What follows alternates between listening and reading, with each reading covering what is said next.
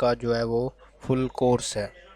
हम देखेंगे कि डेटाबेस क्या होती है, उसको मैनेज कैसे करते हैं, डीबीएमएस क्या होता है, और इस सारे कोर्स को हम कवर करेंगे। अगर आप हमारे कोर्स में इंटरेस्टेड हैं तो आप हमारे चैनल को सब्सक्राइब कर लें और हमारी प्लेलिस्ट को फॉलो कर लें, ताकि हमारी हर नए आने वाली वीडियो जो है वो आप तक पहुंच सके। हम इसमें क्या क्या पढ़ने वाले हैं आज की हम इस वीडियो में ये डिस्कस करेंगे। मेरे पास एक जनरल सी आउटलाइन है जिसमें डेटाबेस सिस्टम के कुछ टॉपिक्स दिए गए हैं। हम इसको देखते हैं कि हम इसमें क्या क्या कवर करने वाले हैं। सबसे पहले इसमें आ जाता है बेसिक डेटाबेस कंसेप्ट्स।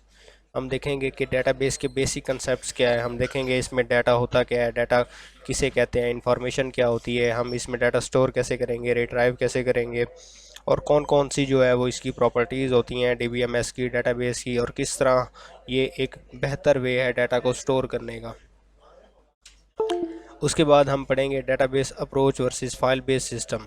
इसमें हम ये देखेंगे कि डेटाबेस की इम्पोर्टेंस क्या है। हमारे पास जो प्रीवियस फाइल बेस सिस्टम था उससे डेटाबेस किस तरह अलग है, और इसमें एडवांटेज क्या है, डेटाबेस के नुकसानात क्या हैं और फ़ायदे क्या हैं, हम इसको किस तरह यूज़ कर सकते हैं, ये हम देखेंगे। उसके बाद डेटाबेस आर्किटेक्चर, जिसमें 3 लेवल आर्किटेक्चर आ जाता है कि डेटाबेस बनी कैसे, इसका आर्किटेक्चर क्या है, ये किन 3 लेवल्स पे मुश्तमिल होती है, जिसको हम लॉजिकल, फिज़िकल और एक्सटर्नल लेवल कहते हैं।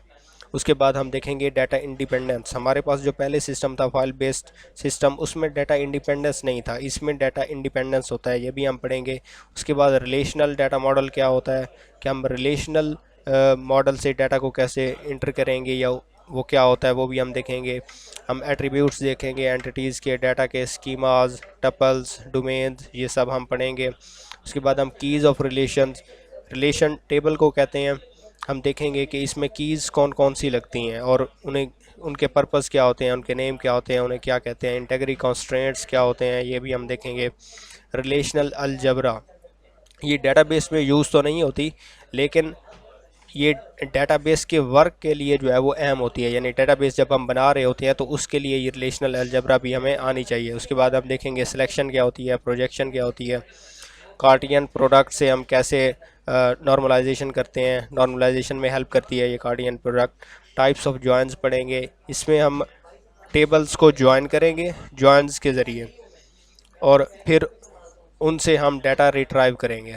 उसके बाद नॉर्मलाइजेशन पढ़ेंगे हम, यानी नॉर्मलाइजेशन एक ऐसा प्रोसेस है जिसमें हम डाटा को बेहतरीन वे में जो है वो प्रेजेंट कर सकते हैं डेटाबेस के अंदर स्टोर करने से पहले। वो कम्पैक्टनेस भी हो जाता है, शॉर्ट भी हो जाता है और रिलायबल भी हो जाता है।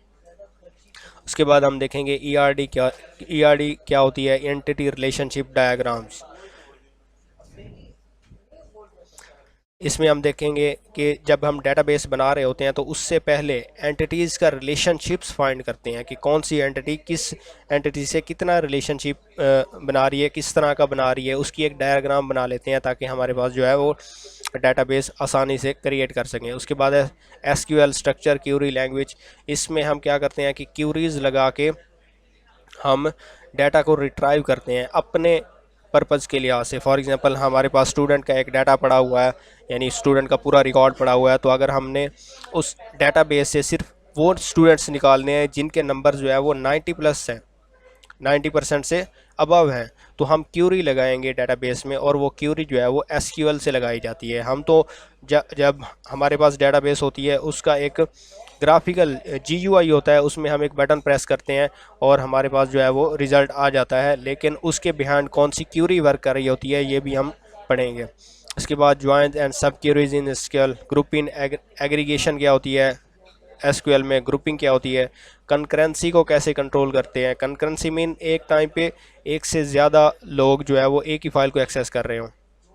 Database backup and recovery, database में हम बैकअप किस तरह बना सकते हैं, और अगर डेटाबेस हमसे डैमेज हो जाए या लॉस्ट हो जाए किसी भी वजह से तो उसको रिकवर कैसे कर सकते हैं। उसके बाद हम इसमें इंडेक्सेस पढ़ेंगे, नो सिक्वल सिस्टम भी पढ़ेंगे। ये सारा हम डेटाबेस प्रैक्टिकली भी आपको करके दिखाएंगे किस तरह क्यूरी लगाई जाती है। उससे पहले हम कुछ थ्योरेटिकल भी पढ़ेंगे ताकि आपके कंसेप्ट क्लियर हों। अगर आप से कोई डेटाबेस सिस्टम के बारे में कोई क्वेश्चन पूछता है तो आप उसका आंसर कर सकें। आप किसी भी एग्ज़ाम की तैयारी कर रहे हैं जिसमें डेटाबेस से रिलेटेड जो है वो क्वेश्चन पूछे जाते हैं, तो आप हमारे चैनल पे ये प्लेलिस्ट इस प्लेलिस्ट को जो है वो सुन के आप उन क्वेश्चंस के आंसर दे सकेंगे। अल्लाह हाफिज़।